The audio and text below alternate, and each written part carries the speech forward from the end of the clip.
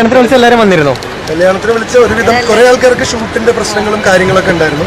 എന്ന് വെച്ച് കഴിഞ്ഞാൽ രാവിലെ ആണല്ലോ, നമുക്ക് ഇനി ഒരു റിസപ്ഷൻ ആയിട്ട് നമ്മൾ ഉദ്ദേശിക്കുന്നില്ല, അല്ലെങ്കിൽ കൊച്ചിയിലോ റിസപ്ഷൻ ഉദ്ദേശിക്കുന്നില്ല. ഞങ്ങൾ വടക്കുന്നാഥന്റെ മണ്ണിൽ കല്യാണം കഴിക്കണം എന്നുള്ള ആഗ്രഹം ഉണ്ടായിരുന്നു. അതിന് ഗോപികയുടെ ഫാമിലിയും സമ്മതിച്ചു. ഞങ്ങൾ എല്ലാവർക്കും ആക്സസബിൾ ആയിട്ടുള്ള ഒരു സ്ഥലം തിരഞ്ഞെടുത്തു. പട്ടാമ്പിയിൽ നിന്ന് തൃശ്ശൂർ ആക്സസബിൾ ആണ്. കോഴിക്കോട് നിന്ന് പട്ടാമ്പിനേക്കാൾ കണക്ടിവിറ്റി തൃശ്ശൂരാണ്. കൊച്ചിക്കാർക്കും തൃശ്ശൂർ വലിയ ദൂരമില്ല. അങ്ങനെ നോക്കിയപ്പോൾ പിന്നെ കേരളത്തിൻ്റെ നടുഭാഗമാണ്. സോ അങ്ങനെ വെച്ച് എല്ലാവരും ഉൾക്കൊള്ളിച്ച് ഒരു വലിയ ഒരു ഫംഗ്ഷനിലൂടെ കല്യാണം തീർക്കുക. ഇനി ഒരു ആഫ്റ്റർ പാർട്ടിയോ ഇതൊന്നുമില്ല. കഴിഞ്ഞ 2-3 ദിവസമായിട്ട് കുറേ നമ്മുടെ ഏറ്റവും നിങ്ങൾ അറിയുന്നുണ്ടല്ലോ, സുഹൃത്തുക്കളും കാര്യങ്ങളൊക്കെ കൂടിയിട്ട് ഞങ്ങളുടെ കയ്യിലായിരുന്നില്ല, അവരെന്നെ ഏറ്റെടുക്കുകയായിരുന്നു. വിളിച്ചതിൽ ഒരുപാട് പേര് വന്നു, ഒരുപാട് പേർക്ക് വരാൻ പറ്റിയിട്ടില്ല. പല ആൾക്കാരും മെസ്സേജ് അയച്ച് അറിയിച്ചു. ഇപ്പോൾ കുറേ പേര് എനിക്ക് തോന്നുന്നു ചാക്കോച്ചൻ ഉണ്ണിയൊക്കെ എനിക്ക് മെസ്സേജ് അയച്ചു. ലാസ്റ്റ് നിമിഷം വരെ വരണം എന്ന് വിചാരിച്ചു. ഉണ്ണിയുടെ അച്ഛനമ്മയൊക്കെ വന്നു തോന്നുന്നു.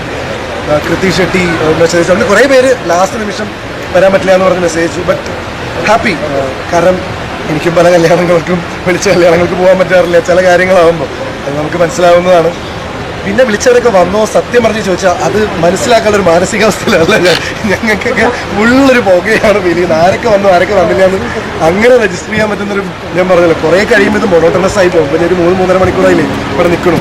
ഇത്രയും ആൾക്കാരെ കാണുമ്പോൾ എല്ലാവരും വന്നോ ഇല്ലയോ എന്നൊന്നും മനസ്സിലാവില്ല.